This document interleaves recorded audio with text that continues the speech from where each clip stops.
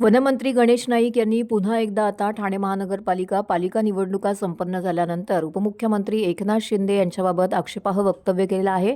या वक्तव्यामुळे कुठेतरी शिवसैनिकांमध्ये नाराजी निर्माण झालेली आहे। त्यामुळे वनमंत्री गणेश नाईक यांनी स्वतःकडे पाहावे। त्याचबरोबर उपमुख्यमंत्री एकनाथ शिंदे यांनी आदेश दिल्यास योग्य वेळ आल्यानंतर शिवसेना स्टाईलने अशा प्रकारच्या विधानांना उत्तर देऊ असं देखील या ठिकाणी शिवसेनेचे ठाणे जिल्हा समन्वयक प्रकाश पायरे यांनी पत्रकार परिषदेअंतर्गत म्हटलंय। पत्रकार परिषदेअंतर्गत प्रकाश पायरे यांनी वनमंत्री गणेश नाईक यांच्या भूतकाळातील काही आठवणींना उजाळा दिलेला आहे। त्याचबरोबर तुमच्या वयाला हे सगळं शोभतं का असा प्रश्न देखील त्यांनी उपस्थित केलेला आहे।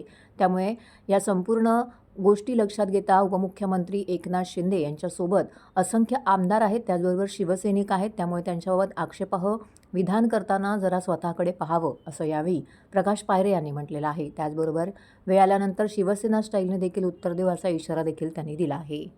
जर तुम्ही पूर्ण इतिहास बघाल, गणेश नाईक यांचा 1999 मध्ये एका सर्वसामान्य शिवसैनिक सीताराम भोईर पराभव केला होता आणि दिघेसाहेबांची टीम नेली होती ना, त्या टीममध्ये शिंदेसाहेब होते, मस्केसाहेब होते आणि सगळेच शिवसैनिक होते आणि त्या सर्व शिवसैनिक मिळून गणेश नाईकांचा पराभव केला होता।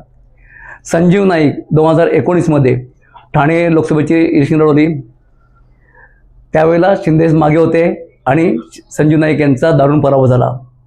2024ची लोकसभा संजीव नाईकनी संपूर्ण तयारी केली होती, तिकीट मिळण्याची गॅरंटी होती म्हणून संपूर्ण तयारी केली होती। शिंदेसाहेबांनी ती तिकीट खेचून आणली।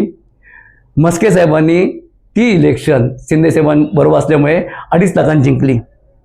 2024लाच विधानसभा इलेक्शन होती। गणेश नाईक यांचे दुसरे पुत्र संदीप नाईक ह्यांना तिकीट मिळत नव्हती। आपल्याच उमेदवाराच्या विरोधात आपल्याच मुलाला राष्ट्रवादीपे उभा केला। शिंदेसाहेबांनी धर्म पाळला आणि संदीप नाईकचा पराभव झाला।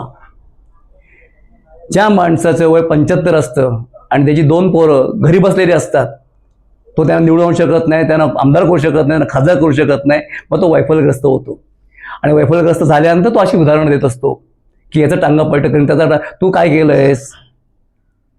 एक गोष्ट सांगा, आज ह्या माणसाचं वय 75 आहे, ह्या माणसावरती कुठले गुन्हे आहेत? 376, 506, 376 गुन्हा कशा करायचा असतो? हा व्यभिचाराचा गुन्हा आहे, महिलांचे शोषण केल्याचा गुन्हा आहे। 506 गुन्हा कशा करता आहे? तर तुम्ही वेपन्स वापरता आणि कोणाला ते धाक देता। हे 2 गुन्हे तुमच्या नोंद आहेत। मला एवढंच सांगा, दीपा चव्हाण ही महिला कोण आहे आणि तुमच्यावर तिने काय आरोप केलेत? मी जास्त डिटेल जात नाही आहे। आम्हाला तोंड उघडायला लावू नका। जर आम्ही तोंड उघडलं तर तुम्हाला तोंड दाखवायला जागा राहणार नाही आहे।